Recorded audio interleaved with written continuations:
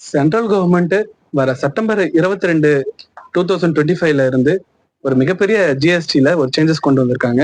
அதுவும் குறிப்பா நம்ம சூப்பர் மார்க்கெட் சார்ந்த இந்த எஃப்எம்சிஜி ப்ராடக்ட்ஸ்ல ரொம்ப பெரிய ஒரு தாக்கத்தை ஏற்படுத்த போகுதுங்க. அதுக்கு முன்னாடிலாம் 4 ஸ்லாபா இருந்த எஃப்எம்சிஜி ப்ராடக்ட்ஸ் இப்ப குறைஞ்சி 2 ஸ்லாபா மாறப்போகுதுங்க. வெறும் 5% அண்ட் 18%ங்க. அண்ட் அனதர் ஒரு தேர்ட் ஸ்லாபும் ஒன்று இருக்குது. அந்த ஸ்லாப் எதுன்னு பார்த்தீங்கன்னா only for ultra luxury and sin குட்ஸ்ன்னு சொல்லுவாங்க. இந்த சிகரெட், பான் மசாலா, குர்கா, சர்தா இந்த மாதிரி லக்ஸரி அண்ட் சின் குட்ஸ்க்கு மட்டும்தான் இந்த 40% ஜிஎஸ்டி அமல் ஆகுதுங்க.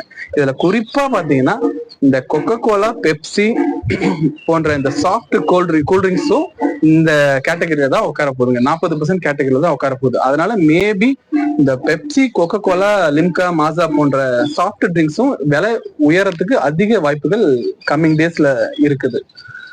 அதே மாதிரி சூப்பர் மார்க்கெட் ஓனர்ஸ் இதை பொறுத்தவரைக்கும் பெருசா ஒன்றும் நீங்க இதை பத்தி பயப்பட தேவையில்ல.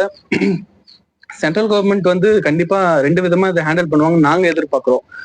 ஓல்டு குட்ஸ் வச்சிருக்க supermarkets maybe tax input credit கொடுக்க வாய்ப்பு இருக்கு.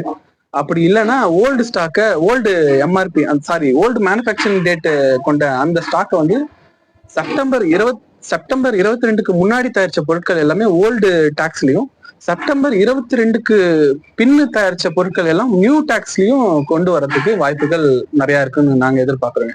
இந்த 2 சான்ஸ் தான் இருக்குது. என்ன பண்ண போறாங்க, என்ன மாதிரி கைட்லைன்ஸ் இந்த சூப்பர் மார்க்கெட் ஓனர்ஸ்க்கு பழைய இருக்கிற கையில வச்சிருக்க பொருளுக்கு என்ன மாதிரி